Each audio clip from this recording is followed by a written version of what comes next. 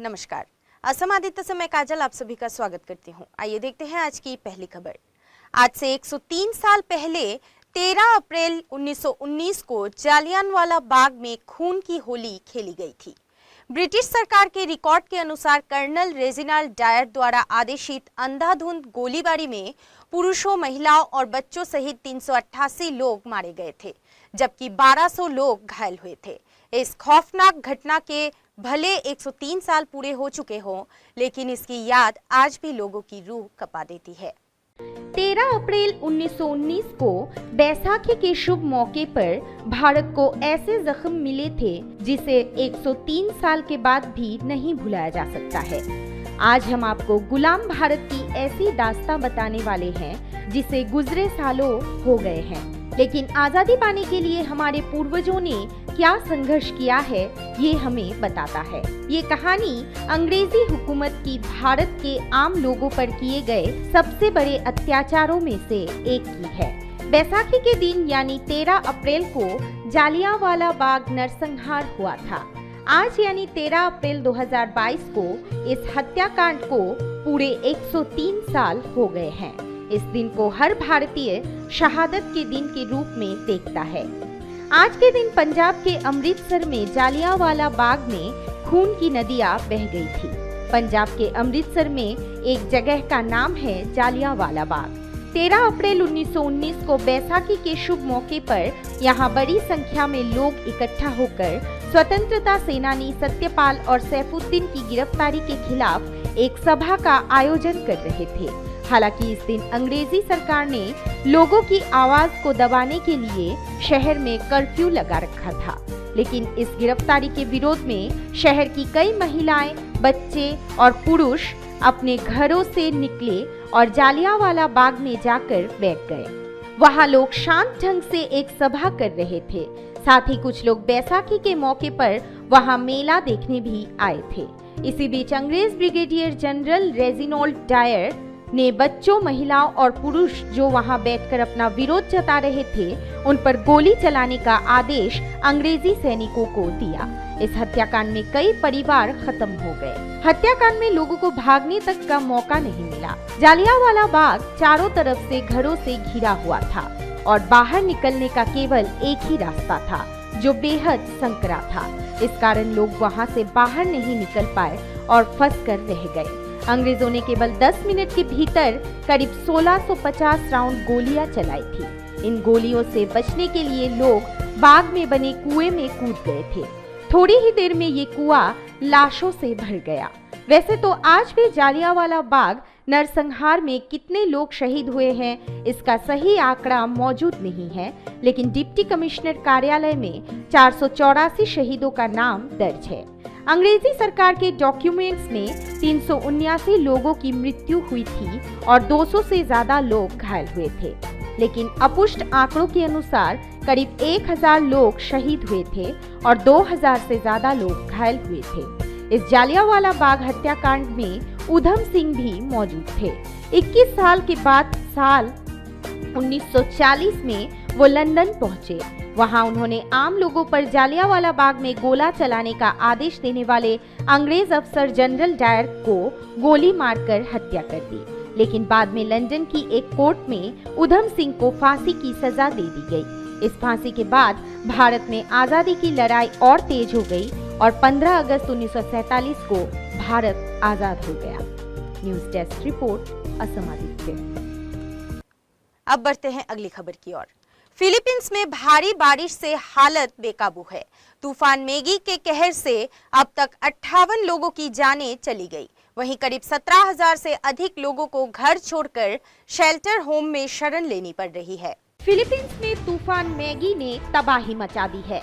Philippines के पूर्वी और दक्षिण पूर्वी इलाकों में बीते रविवार से भारी बारिश हो रही है। फिलीपींस के पूर्वी और दक्षिण पूर्वी इलाकों में मैगी तूफान के बाद भारी बारिश से करीब 17,000 लोगों को घर छोड़कर शेल्टर होम में शरण लेनी पड़ी है। भारी बारिश के कारण पूर्वी समर प्रांत सहित कई क्षेत्रों में भूस्खलन हुआ है। समाचार एजेंसी एएफपी ने जानकारी दी है कि आधिकारिक आंकड़ों के अनुसार फिलीपींस में भूस्खलन, बाढ़ से मरने वालों की संख्या 58 हो गई है। फिलीपींस के पूर्वी और दक्षिण पूर्वी इलाकों में लैंडस्लाइड की वजह से हुई भारी तबाही के बीच अब तक यहां करीब 58 लोगों की मौत हो गई है, जबकि 30 से ज्यादा लोग लापता है। वहीं अलग अलग घटनाओं में करीब 100 से ज्यादा लोग घायल हुए हैं। मैगी इस साल फिलीपींस से टकराने वाला पहला तूफान है। यहाँ सालाना करीब 20 तूफान आते हैं। कीचड़ और बारिश के बीच रेस्क्यू टीम ने मंगलवार को सेंट्रल फिलीपींस के गांव में लैंडस्लाइड के बाद बचे लोगों की तलाश की है। यहाँ के पूर्वी प्रांत लेपे में 22 शव बरामद किए गए हैं। इस प्रांत में बाढ़ की वजह से सड़कें टूट गई हैं। घर और इमारतें पानी में डूब चुकी है। बाढ़ की वजह से हुए लैंडस्लाइड में करीब 30 लोग लापता है। रेस्क्यू टीम मलबे से लोगों को निकाल रही है। इसमें दबकर सैकड़ों लोग घायल हो चुके हैं। लैंडस्लाइड के बाद यहाँ खेतीहर जमीन और फसलों को भी काफी नुकसान पहुंचा है। News desk report, Assam Aditya. New York में ब्रुकलिन के 36 स्ट्रीट मेट्रो स्टेशन पर मंगलवार सुबह एक हमलावर ने लोगों पर ताबड़तोड़ गोलियां चला दी। इस हमले में 20 लोग घायल हो गए। हमले को अंजाम देकर हमलावर फरार हो गया। घटनास्थल की एक तस्वीर में लोगों को स्टेशन के फर्श पर पड़े खून से लथपथ यात्रियों की देखभाल करते हुए दिखाया गया है। शहर के अग्निशमन विभाग ने यहां आवाजाही बंद कर दी है। अमेरिका के न्यूयॉर्क में ब्रुकलिन के एक मेट्रो स्टेशन पर हुई भीषण गोलीबारी की घटना को लेकर न्यूयॉर्क पुलिस ने हमलावर की पहचान करने का दावा किया है। पुलिस ने कहा कि अभी आतंकवादी घटना के नजरिए से जांच नहीं हो रही। फायरिंग को लेकर जांच जारी है। लोग जानकारी दें। न्यूयॉर्क पुलिस को हमलावर के संभावित हुलिया की जानकारी भी मिल गई है। हमलावर गैस मास्क और कंस्ट्रक्शन वर्कर के कपड़े में था। पुलिस ने कहा कि वे हमले के सिलसिले में 62 वर्षीय फ्रैंक और जेम्स की तलाश कर रहे हैं, क्योंकि उसने एक यू-हॉल वैन किराए पर ली थी जो शूटिंग से जुड़ी हो सकती है। चाबी घटनास्थल पर मिली थी। NYPD चीफ और डिटेक्टिव जेम्स एसिग ने कहा, हम ये निर्धारित करने के लिए देख रहे हैं कि क्या उसका ट्रेन से कोई संबंध है। पुलिस ने शख्स की जानकारी मिलते ही सूचना देने की अपील करते हुए $50,000 का इनाम भी रखा है। न्यूयॉर्क पुलिस ने साफ कर दिया है कि मेट्रो स्टेशन पर हुई गोलीबारी आतंकी घटना नहीं है। पुलिस फायरिंग के नजरिए से ही मामले की जांच कर रही है। हमलावर अब तक पकड़ में नहीं आया है। पुलिस ने अंदेशा जताया है कि हमलावर और भी हमले को अंजाम दे सकता है। ब्रुकलिन की शूटिंग की घटना पर न्यूयॉर्क पुलिस आयुक्त किंचत सिवेल ने बताया कि हम वास्तव में भाग्यशाली है कि ये ज्यादा बुरा नहीं था। न्यूयॉर्क पुलिस आयुक्त ने बताया कि हमने एक 9 मिलीमीटर सेंटीमीटर ऑटोमेटिक हैंडगन, विस्तारित पत्रिकाएं और एक हैचेट बरामद किया है। एक तरल पदार्थ भी मिला है जो गैसोलीन है और एक बैग मिला है जिसमें कुछ आतिशबाजी का सामान था। बता दें कि न्यूयॉर्क के ब्रुकलिन में 36वीं स्ट्रीट मेट्रो स्टेशन पर मंगलवार को हमलावर ने कई लोगों को गोली मारी। आरोपी ने ट्रेन में धुआं भर दिया और यात्रियों पर फायरिंग कर दी। इस ताबड़तोड़ गोलीबारी में करीब 20 लोग घायल हुए हैं। व्हाइट हाउस घटना पर नजर बनाए हुए है। घटनास्थल की एक तस्वीर में लोगों को स्टेशन के फर्श पर पड़े खून से लथपथ यात्रियों की देखभाल करते हुए दिखाया गया है। News desk report, Assam Aditya. और अब समय है देश दुनिया के इतिहास में आज यानी कि 13 अप्रैल की तारीख पर दर्ज अन्य महत्वपूर्ण घटनाओं के बारे में बताने की। नंबर 1, आज के दिन सन 1699 में सिखों के 10वें गुरु गोविंद सिंह ने खालसा पंथ की स्थापना की थी। हर साल इसी दिन को बैसाखी का त्योहार मनाया जाता है। 1870 में आज ही के दिन न्यूयॉर्क में मेट्रोपॉलिटन म्यूजियम ऑफ आर्ट की स्थापना हुई थी।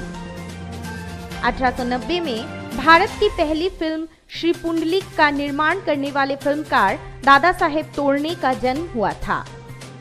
1919 में अंग्रेज सैनिकों ने जालियांवाला बाग में शांतिपूर्ण सभा कर रहे निहत्थे भारतीयों पर गोली चलाकर सैकड़ों की जान ले ली थी। इस दौरान हजारों लोग घायल हुए थे।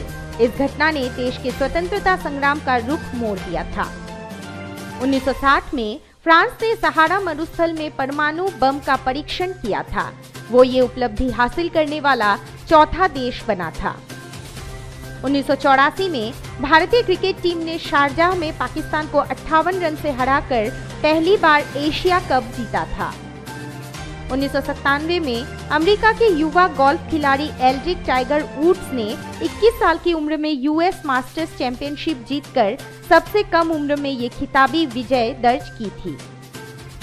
2004 में एंटीगुआ में ब्रायन लारा ने इंग्लैंड के विरुद्ध खेलते हुए 400 रनों की ऐतिहासिक पारी खेली थी।